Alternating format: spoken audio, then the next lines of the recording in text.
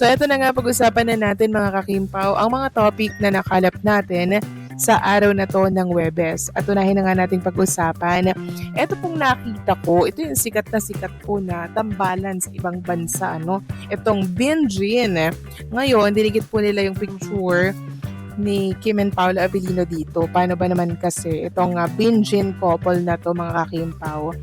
Parehas pong may awards, diba? Parehas, parang nakikita ko kasi si Kim and Paolo Avellino dito. Actually, hindi lang ako yung nakakita nun. Maging yung mga Kim Pao fans, kinukumpara talaga nila itong Kim Pao sa Binjin couple na which is malaki naman talaga yung pagkakahawig, pagkakaakma ng Kim Pao sa Binjin. Kaya ayan pinagtabi nila, Binjin x Kim Pao. Isa din po yan sa nakakilig na mag-couple. Samantalang pag-usapan naman natin mga kakimpaw, ang last day ni Chinita Princess mga kakimpaw. Yes po, last day na po ni Kim Chu sa taping para po sa The Alibay. Tapos na po ang taping nila. At dahil nga tapos na ang taping ng The Alibay mga kakimpaw, hindi mawawala si Santa Kim. Namigay po siya ng mga bag mula po yan sa House of Little Bunny. Grabe, napaka-sweet naman ni Chinita Princess. Ang sarap niyang makatrabaho mga kakimpaw. At maging si Ma'am Alma Moreno, binigyan niya din po ng gift na House of Little Bunny na bag mga kakimpaw. Kaya ang sabi nga po ni Ma'am Kagawad Laksamanya Alma Moreno, eto may post po siya. Thank you anak Kim Chu sa binigay mong bag, My Little Bunny. Sobra akong touch at nagpapasalamat din ako dahil pinili mo ako maging katrabaho. Napakabait mo Kim at napakalinis ng puso mo. Kaya blessed ka at patuloy kang binibless. I truly enjoyed working with you. Looking forward working with you again anak, last day taping. So ayan po mga kakimpaw. Ibinulgar niya po kung ano talaga yung ugali ni Chinita Princess. Sobrang bait, napaka-pure ng puso. Naku mga kakimpaw, super down to earth. Kaya yung mga nakakasama niya po sa kanyang mga nagiging project, sobrang tuwang-tuwa kay Kim at talagang minamahal po ng sobra si Kim Chu. Kasi marunong po siyang magpahalaga, marunong siyang makisama. Unlike sa ibang artista na hindi pa nga sikat may ere na po agad, di ba? Hindi po ganun. Kasi kailangan pag nasa showbiz industry ka, meron kang pakikisama. Diba? Marunong kang magpahalaga. Dahil sa mga ugaling yan, dyan ka po matatandaan ng mga katrabaho mo, diba? At mga naging nakasalamuha mo sa mga project. Dyan ka matatandaan or dyan ka makikilala at mamahalin ng mga tao dito sa showbiz industry. At kuhang-kuha ni Chinita Princess yung mga ganyan mga kakimpaw. Kaya ang dami po nagmamahal sa kanya mga kakimpaw kasi sobrang bait niya. Sabi nga po dito ng isang account sa XO, si Kimi talaga grabe kung makapabaon ng good vibes at kindness sa mga nakatrabaho niya. Words like this from Miss Alma just prove how loved and appreciated she is on and off cam. Thank you Miss Alma. Yes, maraming salamat din Miss Alma Moreno kasi talagang sinasabi niyo po kung anong ugali talaga meron sa Chinita Princess. At walang duda, sobrang bait niya po talaga. At kahit sino naman, nagsasabi ng ganyang attitude ni Kim Chu.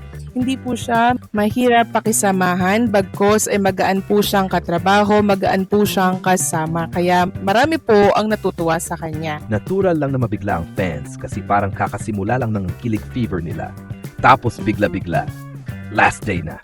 Kaya naman hindi maiwasang maging emotional at nostalgic ang supporters. Lalo na ang Kim Pao fandom na araw-araw nakaabang sa behind the scenes at maliliit na moments nila. Pero ang mas nakakatuwa at nakaka-interes ay ang bahagi na may binyag daw si Alma Moreno kay Kim. Kapag may bigating personalidad na tulad ni Alma na nagsalita tungkol kay Kim, kadalasan may halong respeto, paghanga, at minsan pa nga ay payo na may lalim. Kaya possible na ang binunyag ay either papuri kay Kim bilang napakabait, professional, at may dalang magandang energy sa set. O ma-inspire na reaction sa Kim Pao chemistry na kahit sila-sila sa industriya ay napapansin. Natural lang din na ang mga ganitong statements ay agad pinapakyaw ng fans at media, kaya mas lalo pang nagiging maingay ang usapan. At yung grab ka Kim, ay yan ang perfect na linya kapag may ginawa si Kim na sobrang nakakatuwa, nakakabilib, o nakakakilig. Whether good vibes sa set, lambing sa fans, o simpleng candid moment ni Kim, mabilis talaga itong nagiging trending. Ang nangyayari ngayon kina Kim at Paulo ay combo ng real chemistry, solid teamwork, organic na pagiging close nila, at suportang buhos na buhos ng publiko. Kaya bawat maliit na update, bawat birong linya, bawat statement ng ibang artista, boom! Usapang bayan agad. Kung may next na pasabog ang Kim Pao after this last day shocker, naku, siguradong mas malala pa ang kilig ng fans. Grabe, parang roller coaster ang nangyari sa balitang ito. Hindi lang basta last day ng taping, kundi may pa-revelation pa mula kay Alma Moreno, kaya lalo pang nagkagulo ang fans. Kapag pinagsama mo ang biglang pagtapos ng tapping at revelation ng isang veteranang artista, talagang shock ang lahat. Para sa supporters ni na Kim Chiu at Paulo Avellino, malaking bagay ang huling araw ng tapping. Ibig sabihin nito, tapos na ang araw-araw na pakilig, BTS moments, at mga candid interactions na lagi nilang inaabangan. Kaya natural lang na malungkot, pero sa kabilang banda, excited din sila kasi usually kapag last day na, ibig sabihin malapit na mapanood ang full impact ng proyekto. At dun madalas lumalabas ang tunay na magic ni na Kim at Paulo. Pero ang wildcard talaga dito ay ang binunyag ni Alma Moreno kay Kim. Kapag si Alma ang nagsalita, alam mong hindi basta chika. May bigat, may respeto, at may tunay na obserbasyon.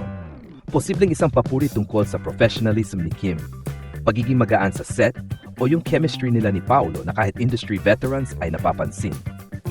At kung may sinabi man siyang nakakagulat, siguradong ito yung tipo ng revelation na hindi masama, pero nakakatuwa, nakakabilib at enough para magpa-trending. Kaya nga ang linyang, "Grab ka Kim," ay swak, parang sumasalamin sa personality ni Kim na natural na nakakakuha ng atensyon, whether sa kakulitan, kabaitan, o kakikayan niya. At honestly, hindi na rin nakakagulat na kahit tapping update ay nagiging major chika kasi malakas talaga ang hatak nila ni Paulo ngayon. Maging ang kapwa nila artista ay napapasama na rin sa usapan. Sa huli, ang pinakasentro ng lahat ng ito ay kung paano ang Kim Pao tandem ay hindi lang basta on-screen, kundi may dalang energy na dama ng publiko, masasabi ng insiders at napapansin ng mga veterano. Kaya naman bawat update, bawat biro, bawat maliit na gesture, super big deal agad. At kung last day na pala nila, ibig sabihin may paparating na mas malakas na wave ng kilig, pasabog at haka-haka. Handa na ang fans dahil siguradong hindi magtatapos dito ang ingay sa Kim Pao. Ang balitang shock lahat Kim at Paulo last day na pala Alma Moreno may binunyag kay Kim Chiu, "Grabe ka Kim," ay parang combo meal ng gulat plus kilig plus dagdag intriga. Kaya hindi na pagtatakang pinag-uusapan agad ng fans. Una, yung last day na pala ng tapping ay siguradong nagpa-shock sa Kim Pao supporters. Sanay ang fans sa araw-araw na patis, BTS, at sweet interactions ni na Kim at Paulo. Kaya biglang tapos na agad, parang bitin. Pero sa kabilang banda, nakaka-excite din kasi ibig sabihin malapit na ang release ng project at dito lalabas kung gaano kalakas ang chemistry na binuo nila sa ilang buwan. Ngayon, yung parte na si Alma Moreno may binunyag kay Kim, ito ang tunay naging twist sa kwento. Kapag isang senior at respetadong artista ang nagbigay ng komento tungkol kay Kim, may impact talaga. At madalas, kapag may binunyag daw, hindi naman ito skandaloso. Kadalasan mas positive, pagmamalaking magaan katrabaho si Kim, pagiging madrama pero mabait, o pagkabilib sa professionalism niya. Kaya kahit intriga ang headline, malamang good vibes at papuri ang laman nito. At yung linyang "Great Kim," yan ang natural na reaksyon kapag may ginawang nakakatuwa, nakakabigla, o nakakabilib si Kim.